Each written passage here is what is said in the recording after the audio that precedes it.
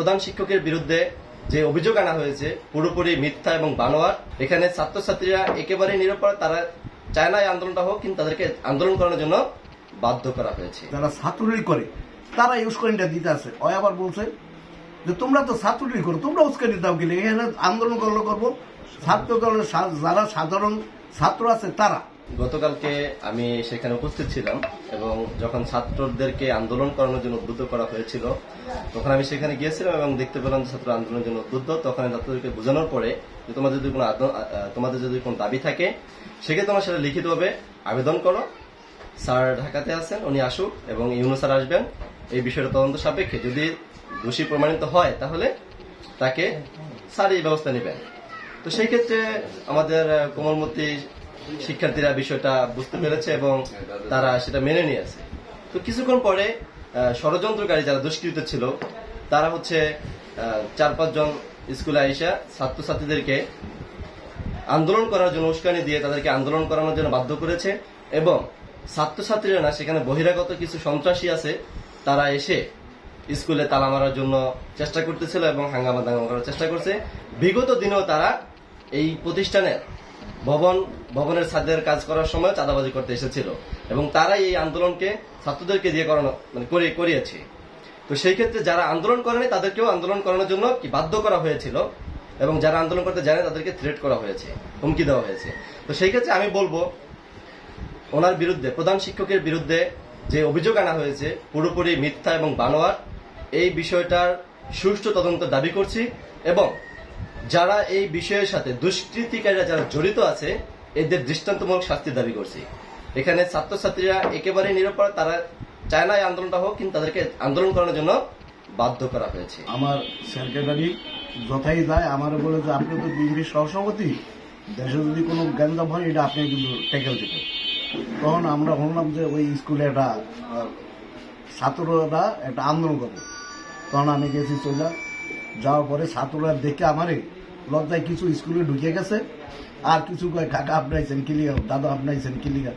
আমি গাইছি তোমরা আন্দোলন করো কিসের? আপনাইছেন ক্লিয়ার আপনার এখানে।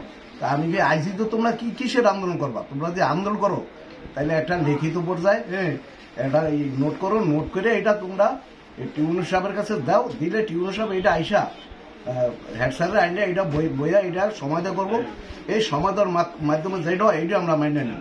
কিন্তু ওরা মাইনে গেছিল এর ভিত্তে আরো 4-5 বছর আগে পড়ছে যারা, তারা পরীক্ষা দিতে পারে না, একটা 7 বিষয় 8 বিষয় ফেল করছে। এইটার কারণে তারা ওই লোক খুব দইয়া হেড স্যারের উপরে রাগ যা আমাকে জীবনে কি আপনি ফিরে দিন, এতদিন আসলেন গুলি।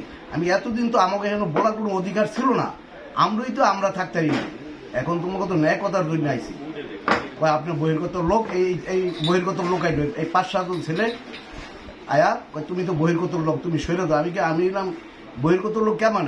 তখন আমি চিন্তা করলাম যে এইখানে যেই আসল করতে আসি কিন্তু ছাত্ররা আমার বগল আসারে কেউ কিন্তু ওই ওরই রুকা আসে। তখন আমি করে আমি যদি আমার একটা দাগ কমে তাহলে আমার মান সম্মান দেবো। তখন আমি চলে আয়া পড়ছি। এরপর আমার বাতিজা আবার গেছে, বলছে ওই সেক্রেটারি বলছে যে যদি তোর এই যে স্কুলে গন্ডগোল তুই তো ছাত্র, তুই গিয়া নিয়ন্ত্রণ কর।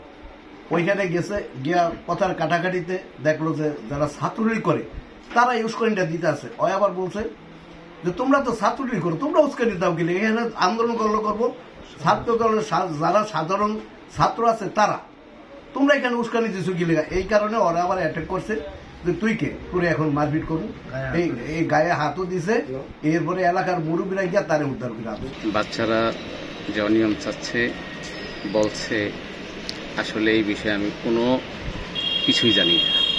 আমি ছিলাম ঢাকায়, গতকালকে আমি ঢাকায় ছিলাম, তখন আমি ফেসবুকে দেখে জানতে পারি যে এই রকম ছাত্রছাত্রীরা মিছিল করছে, অনিয়মের কথা বলে।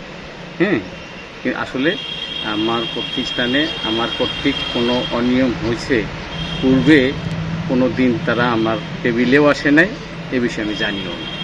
আশা মনে হয় যে কোনো চক্রান্তের শিকার আমার স্টুডেন্ট।